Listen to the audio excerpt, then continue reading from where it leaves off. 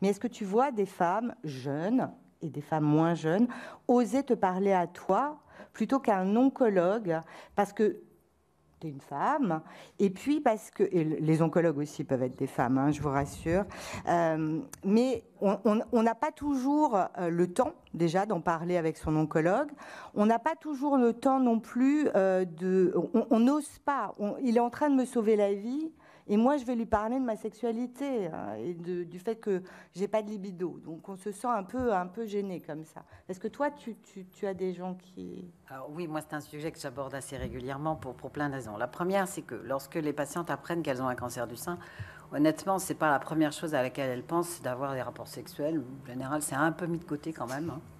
Pas le problème majeur, mais c'est un problème qui, je vais me rapprocher, mais c'est un problème qui va se poser. Alors, il va se poser dans différentes circonstances. La première, chez les femmes jeunes, il est évident qu'au moment du diagnostic, et pour celles qui vont avoir des chimiothérapies néoadjuvantes, voire des chimiothérapies post-traitement, il va y avoir une aménorrhée, c'est-à-dire une absence de règles qui va se produire, et cette absence de règles va entraîner une frustration en hormones, et notamment au niveau de la vulve, il va y avoir une sécheresse vaginale qui va immanquablement se produire.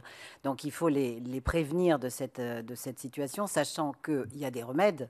On n'est pas complètement démunis. Alors, il y a les promoteurs des soins locaux à base d'hormones, mais je sais que pour certains, c'est complètement interdit. Et pour certaines femmes, elles l'ont tellement entendu que le cancer hormonodépendant ne devait surtout pas voir d'hormones ensuite dans leur traitement, que c'est un obstacle infranchissable pour certaines. Mais il y a d'autres solutions. Il y a des crèmes, il y a des tas de produits qu'on peut utiliser. Et surtout, il ne faut pas hésiter à les solliciter sur cet aspect de leur vie. Parce que la sécheresse vaginale, certes, ça peut apparaître au moment des rapports et ça s'appelle la dyspareunie, c'est la douleur au moment du rapport sexuel. Mais la sécheresse vaginale, elle peut exister indépendamment du rapport. C'est-à-dire qu'on la ressent sur le corps, aussi bien au niveau de la peau qu'au niveau des organes génitaux.